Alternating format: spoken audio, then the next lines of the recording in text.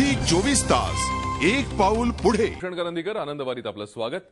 जूनच्या पहिल्या पंधरवड्यात जेव्हा आभाळात मेघांची दाटी व्हायला लागते तेव्हा तमाम महाराष्ट्राला वरुण राजाबरोबरच वेध लागतात विठुरायाचे।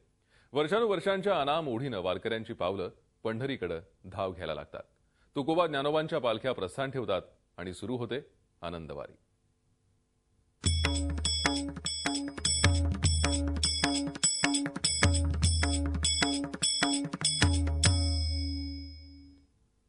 ज्ञानोबा माऊली तुकाराम असा जयघोष करत आळंदीमध्ये पंढरपूरच्या वारीसाठी लाखो भाविक दाखल झालेत।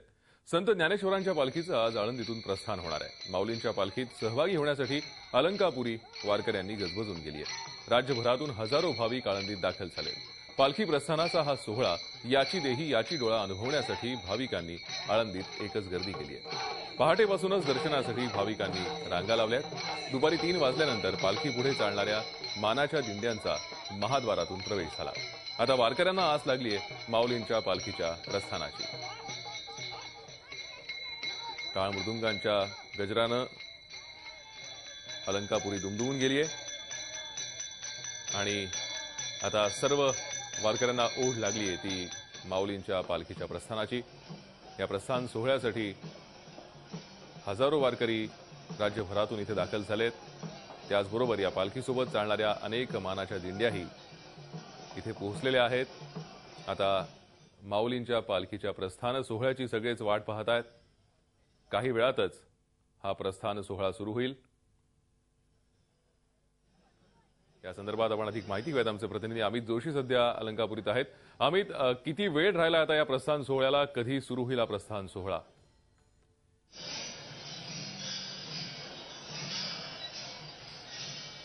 अमित, साधारण किती वाजता हा प्रस्थान सोहळा सुरू होईल? अजून किती वेळ बाकी आहे?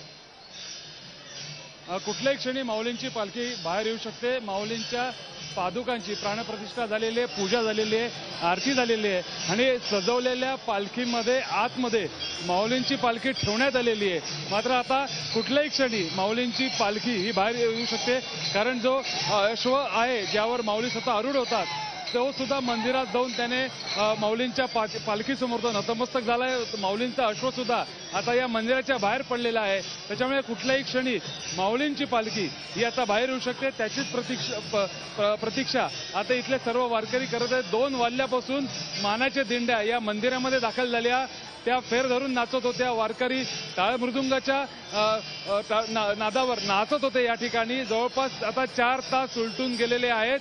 आता कुठल्याही क्षणी माऊलींची पालखी बाहेर येऊ शकते। आजचा माऊलींच्या पालखीचा प्रवास हा फक्त काही मिनिटातच असेल। जवळच असलेल्या गांधीवाड्यामध्ये माऊलींच्या पालखींचा आजचा मुक्काम असेल। असं असलं तरी खऱ्या अर्थानं या वारीची सुरुवात म्हणावी लागेल। म्हणूनच मोठ्या संख्येनं या माऊलींच्या पालखीच्या दर्शनासाठी आळंदी नगरीमध्ये मोठ्या संख्येनं वारकरी भक्तजन दाखल झालेले आहेत आणि माऊलींची पालखी कुठल्याही क्षणी ही मुख्य मंदिराबाहेर आणि त्यानंतर मंदिराला प्रदक्षिणा घालून मुख्य मंदिराबाहेर पडून ही गांधीवाड्यात जाणार आहे। आता थोड्याच वेळात माऊलींची पालखी ही बाहेर पडणार आहे। नक्कीच अमित, आपण पाहतो वर्षानुवर्षांची परंपरा या वारीला आहे आणि इथे येणारे वारकरी एक स्वयंशिस्त आचरणात आणत असतात। तरीही तिथली व्यवस्था कशी आहे, कशा प्रकारे तिथलं सगळं नियोजन केलं गेलंय? खरं तर कुठल्याही प्रकारच्या शिस्त ही वारकऱ्यांना सांगण्याची गरज नाही, कारण आपल्याला माहिती आहे की ज्ञानेश्वर महाराजांचे वडील सुद्धा पंढरीच्या वारीला जात असत। मात्र त्यानंतर या वारीला एक मोठं स्वरूप प्राप्त झालं, जिथे पहिल्यांदा फक्त 10 ते 15 लोक किंवा 50 लोक पंढरपूरच्या वारीला एकत्र जात असत। त्या दिंडीचं स्वरूप आता मोठं झालेलं आहे। एका दिंडीमध्ये 50 पासून 600 पर्यंत 500 पर्यंत वारकरी सहभागी झालेले असतात आणि अशा अनेक दिंड्या या वेगवेगळ्या मार्गाने पंढरपूरमध्ये येत असतात। खरं तर या वारकऱ्यांना कुठलीही गोष्ट सांगण्याची गरज नाही, कारण सर्व काही ठरल्याप्रमाणे सर्व काही शिस्तीप्रमाणे चाललेलं असतं।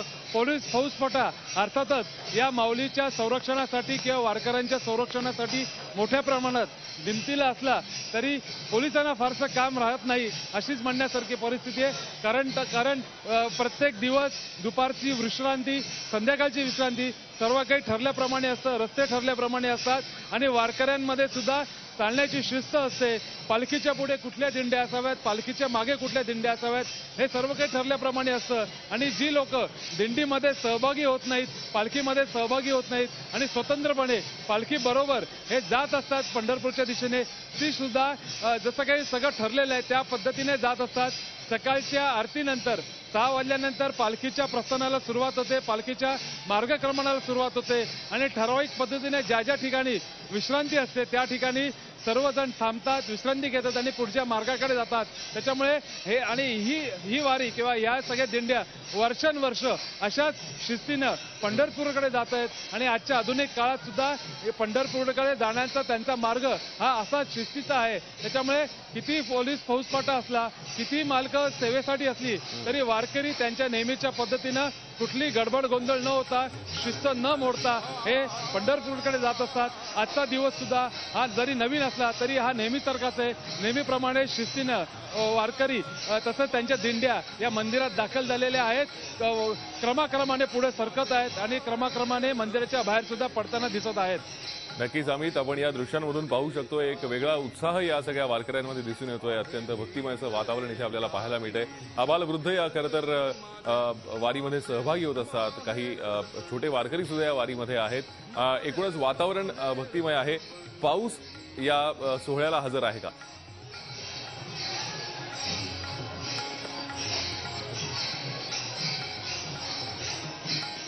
अमित, हजारो वारकरी राज्यभरातून या पालखी सोहळ्यासाठी येत असतात, प्रस्थान सोहळ्यासाठी येत असतात. आज पावसाने हजेरी लावली आहे का या सोहळ्यासाठी? खरं तर नेहमी असं म्हटलं जातं की जेव्हा माऊलींची पालखी बाहेर येते तेव्हा थोडा का होईना पावसाचा वर्षाव हा थोडा का होईना होत असतो. मात्र अजूनही पाऊस या ठिकाणी अजिबात पडलेला नाहीये. मान्सून आपल्याला माहिती आहे की जो हरणेपर्यंत येऊन दाखल झालेला आहे. मुंबई किंवा परिसरात सुद्धा अजून मान्सून पोहोचलेला नाहीये.